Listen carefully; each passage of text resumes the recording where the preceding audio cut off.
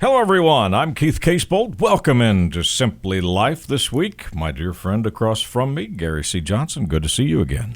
It's wonderful to be here, and today we're going to talk about it's okay to be who you are. It's okay. You don't have to be anybody else. I think this is going to be pretty good. I was looking at a book, Swim with the Sharks Without Being Eaten Alive by Harvey McKay. And one of the things he talked about in that book is believe in yourself even when no one else does. And it dawned on me that maybe I ought to talk to my friends a little bit about that, how important it is to believe in themselves and that you're okay. And, you know, I'm glad you're bringing this subject up because, Gary, don't we do just the opposite? I mean, instead of believing in ourselves when no one else does, we take their word for it or we take their opinion for it, and we do just the opposite. We end up putting ourselves down. Well, and one of the examples he uses is that everybody believed sincerely and truly that no one could ever run a 4-minute mile. It was a fact. And then Roger Bannister ran a 4-minute mile. In fact, he broke it a little bit. Fastest man in the world. At that point in time. Mm-hmm. Guess what? Within a very short period of time, over 300 more runners have broke the 4-minute mile. All because they didn't believe they could. So because all of these people were told it's impossible for a human to break the 4-minute mile, no one did it until the one guy came along and said, wait a minute, it can be done. Yeah. I think that was interesting. And then after he walked through the door, everybody else went through it. That's the way it works in this life. So, folks, if you think somebody's putting you down or that maybe something went wrong that you didn't want to go wrong, maybe you failed at something, but it's okay. You're still okay. It's okay to be you? It's okay to be you. And there's a reason why it's okay to be you that's paramount. That is a true fact. Mm-hmm. You can't be anybody else. So there's no sense in trying, is there? That's exactly what I'm trying to say to my friends. You're okay. You're exactly where you were meant to be. You have the skill set that you were born with. You're not going to create a new skill set because it's like me. I was born left-handed. And because of left-handed and eye coordination, mm-hmm. I was lousy at sports. Now, had I said I'm going to make a career in sports, or I was even going to play sports, I would have been a total failure. Wasn't your calling. Because it wasn't the way the good Lord made me. Mm-hmm. He made me to do something else. You got to tell the story to our friends because we've got new friends listening. But tell the story about how you always wanted to be a musician until. Oh, yes. For those of you that don't, and this was a revelation I had in regard to, I always wanted to be able to draw, be an artist, mm-hmm. to be a musician, and to play those instruments and things. Couldn't do any of it. I mean, horrible at it. Couldn't draw a straight line with a ruler. Yeah. And, you know, deep down inside me, there was always some resentment because I didn't have that talent. So you were saying, why not me, Lord? I was saying to the good Lord, why don't you give me a little bit of that? Yeah, I mean, this is my desire. I want to be a painter. I want to be a musician. I want to be an artist. But he gave me other skills mm-hmm. that I didn't have sense enough to know, okay, at that point in time, until I was down in New Orleans. Because this is probably 45 years ago. And I went out to that little Jackson Square, or whatever it is they call it there, where the artists and the musicians would go to. Mm-hmm. And there were musicians there that was playing instruments that you could almost hear words coming out of them. They were so good.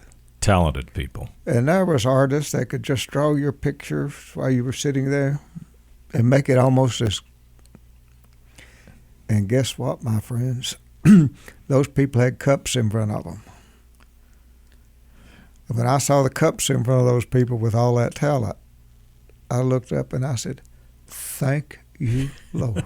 For not giving me the ability. Because if you had given me this ability, I'd be here with them. Well, and even if you'd had some ability, because like you said, these people are professional. They're geniuses. They can sing, they can paint, they can do anything. So if you had gotten a little bit of a talent to do it, you might have thought, this is my calling. Yeah. And so if you are thinking you're not okay because you didn't get this, you didn't get that, or whatever, remember what I said about the artists and the musicians. Mm-hmm. The luckiest thing that ever happened to me was the fact I had no talent. In that area. In that area. Yeah. None.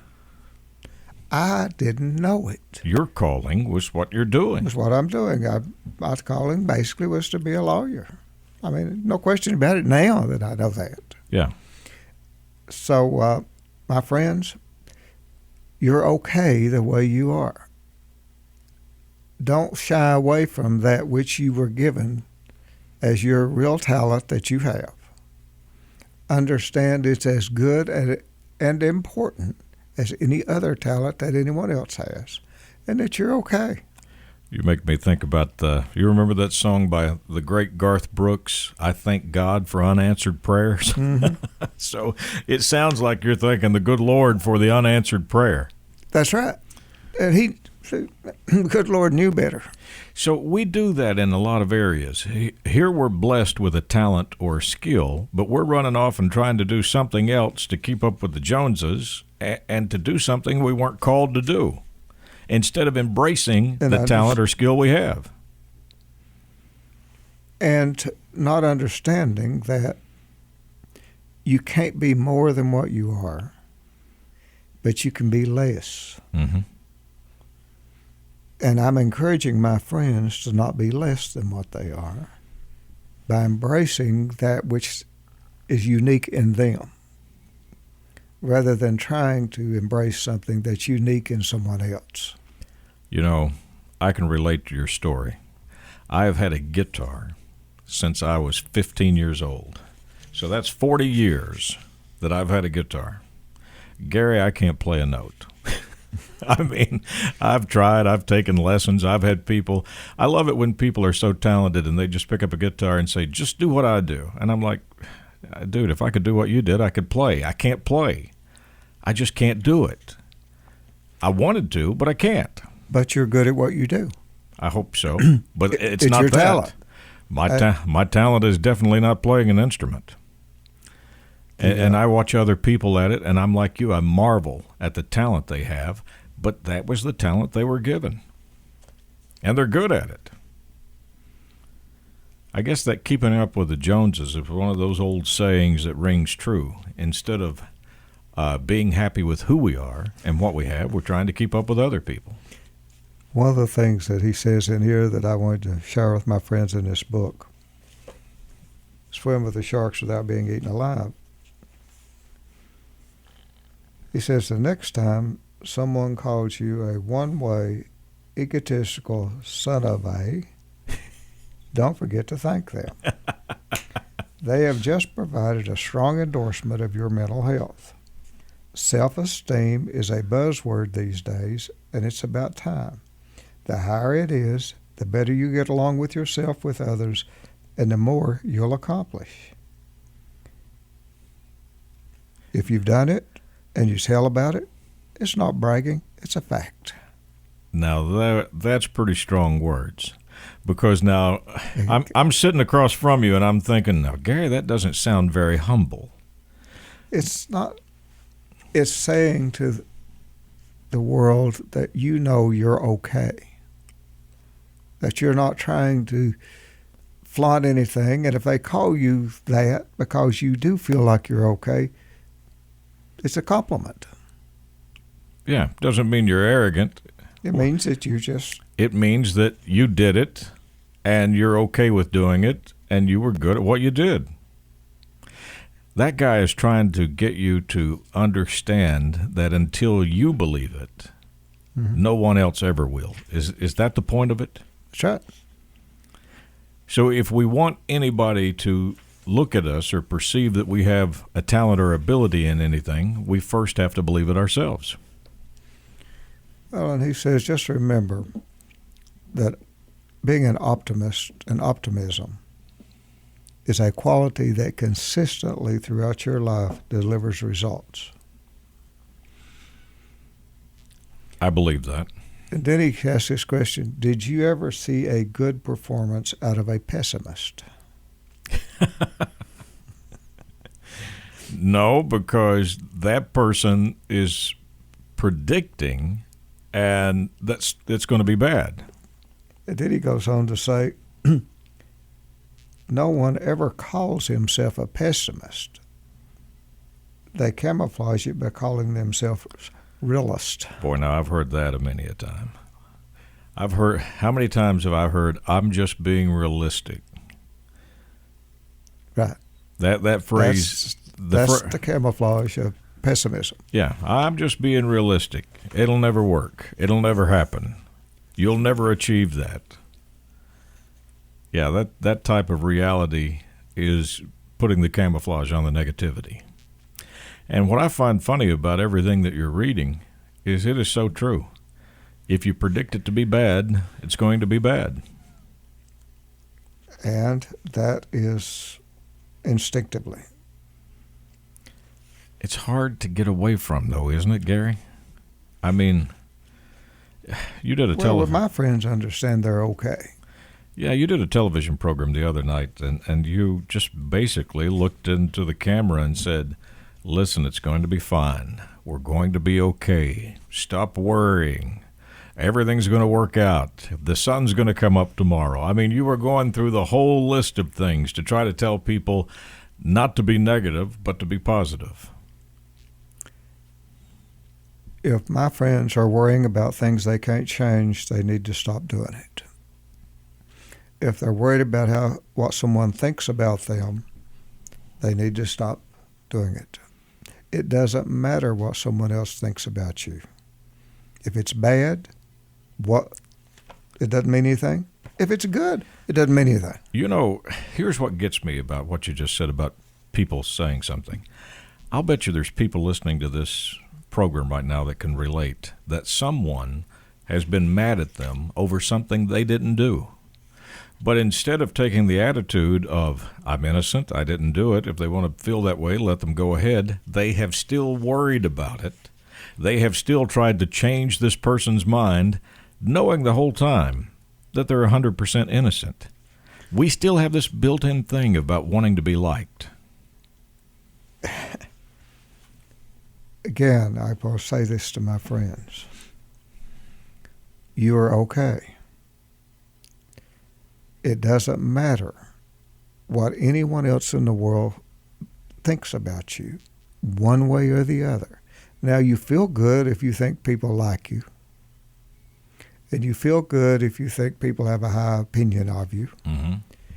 You shouldn't feel bad if you think they don't like you and have a low opinion of you, because it still doesn't matter. As long as you know who you are yourself. And if you like yourself the way you are, and you know you're okay, nothing outside of that, as far as people are concerned, means anything.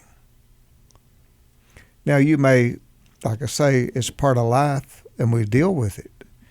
But in the end, my friends, concentrate on yourself and how you feel about you.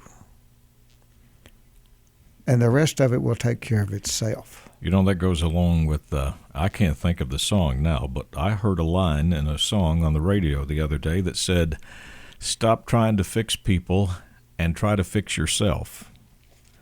That was a pretty important phrase, because we do that, don't we? We try to fix everybody else when there's enough work on fixing ourselves that we should be busy all day doing that. Oh, it's easy to see what someone else should do. Give all kinds of great advice, can't we? Absolutely. And sometimes we'll give it even when they don't ask for it. Oh, yeah, yeah. Yep. We can give marriage advice, we can give financial advice, we can give friendship advice, business advice, and then we sit and look and go, boy, I could use a little help myself. Well, like the program talking about, and go back to it. It's okay to believe you're okay. It's not a bad thing. And you are okay exactly the way you are. Now, if you're not okay, Mm-hmm. it's because you have not flowed with the river that you were intended to be on. Good point. You're absolutely paddling upstream against nature. Back to your example. If you today were still trying to paint and draw and play a guitar, and you had been miserable for the last 30 or 40 years, it would be because you are fighting the gift that you were given. That's right. So you need to follow that stream as it goes down, get on it and ride it. I have never met anyone that didn't have something about them that was unique that they could do better than other people.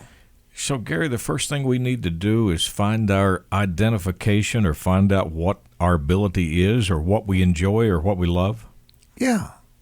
Then try to the best of your ability, go along that path. When did the light switch go off with you that you knew, wait a minute, this is the direction I'm going. Here's the calling. I'm going to be good at this. I'm going to be better than the majority of people, if not the best. This is what I was called to do. When did that happen? When I realized I had no other talent for sports, for drawing, for music, I had to search inside myself and say, well, why was I born? Mm-hmm. What good am I to society? And I realized that I had the ability to understand people, that I had the ability to totally be in empathy of them, Mm-hmm. and to understand their feelings and their troubles. And there was only one place that I could use that ability, and that was to get into law, but not into law to represent corporations or real estate or things like that, but to get into the law that does nothing except work with people. To utilize that needs help. So basically, you started out in a deduction form of saying, it's not this, it's not this, it's not basketball, it's not music. Wait a minute. I have this ability to interact with people, to listen to them, and to tell their story. Now, where do I take this, and how do I help the people with it? Well, at that, as I get older, it's not what it used to be, but the good Lord gave me what I considered a gift of a wonderful short-term memory.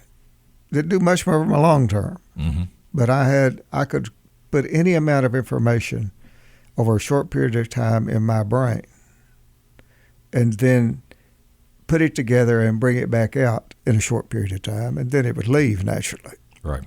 But that was the gift he gave me. Well, if you're going to try a lawsuit, you need that.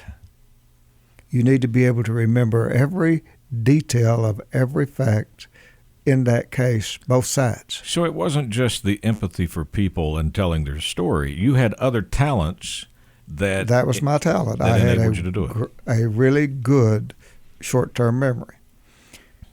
I crammed for the bar exam over a short period of time of 8 weeks. Well, my other attorneys around were saying, well, I hope I passed. After it was over, I said, well, I passed. You knew it. I knew the stuff was on it. Mm-hmm. Now, ask me 2 months later what that stuff was, I might not know it. Right. But during that short period of time, I knew. There was never any doubt in my mind, because at that period in time, at that point, and that was the gift that he gave me. And that's when you knew, this is who I am, and this is what I do. Right. And I have a great passion for people. I mean, I like helping people. But that's also the reason. And it must, and when you think about it, trying to analyze ourselves, Mm-hmm. do I like helping people because I want to help them, or do I like helping people because it makes me feel good and I get that out of it? Mm-hmm. It's both. Yeah, you think about it. You can't have one without the other. Because I have a high comfort level with who I am when I help someone. And you say, well, I do it for them. No, they're the recipients of it, but I'm doing it for myself because it's who I am. Because you're taking the talent that you were given, and the way that you measure it on the scale is by the success you have in helping people. And you'd like to think, well, they should be grateful or whatever for what I'm doing, but no, they shouldn't. Because what I'm doing for me. They just happen to be the beneficiaries of it. Mm-hmm. Am I making any sense? Yeah, and for people to follow along, I get exactly what you're saying. This is what you were made to do. This was your chosen talent.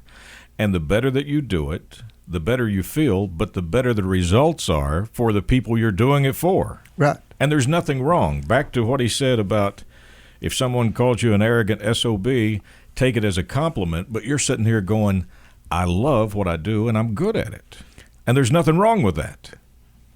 And once I come to the understanding that I was okay and did my inner going inside me to determine why I do what I do and the way I do it, I am grateful for the fact that I'm able to help those people. But in the same sense, they're a beneficiary of it. But because in order to be content with who I am, Mm-hmm. I'm doing it for myself as much as I am for them. When you come to that conclusion, did it even make you even better? I mean, did it take you to a new height when you realized, wait a minute, I'm getting something out of this because it's making me feel good to be good at what I'm doing? It's what I was intended to do. Yeah. Therefore, me doing what I was intended to do, other people shouldn't be beholding to me because I'm doing what I was intended to do. Am I making any sense? Yeah, it would be the same as a singer up on stage wanting the fans to constantly thank them for doing what they enjoy doing. What they intended to be, what the gift that they were given. They intended to be a singer and a performer. I get what you're saying. They're living their dream. So, folks, back to it again. You're okay. If you've not discovered the gift that you were given, and you were given one, you may be the best bricklayer in the universe, but there's something you can do that is unique, that you were designed to be able to do that other people weren't. Therefore, you are okay. And if you're trying to take that little canoe up against the raging river upstream, turn it around. Think about it. Do a self-analysis. Because you're okay. And understand you have a uniqueness that no one else has.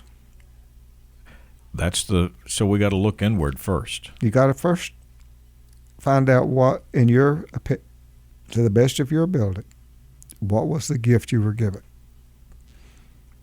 If you do it, then you will feel good. You will be happy. You will be content. Yeah. You're absolutely right. And I know this because in school I tried to build a birdhouse for 4-H. It didn't work out too good, so they had me do a public speaking speech. Mm-hmm. And 40 years later, that's what I'm still doing. Thank God the birdhouse didn't work out. And that I couldn't get everything together, but you're absolutely right. You need to be going with the flow of the stream. Of what you were given, the gift you were given. And that's where we start getting in trouble, is when we're not utilizing the gift that we were given. Great point. So, again, I'll say it one more time. My friends, you are okay. And it's okay to believe you're okay. And if someone else is telling you you're not okay, ignore it. And if anyone gives you an insult, like the book says, that says, take it as a compliment. That's right. Not an insult. I think we've had a good program because I think somebody this week is going to look at someone that's putting them down and say, I've got news for you.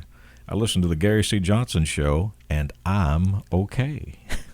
And I suggest you listen to it so you can become okay.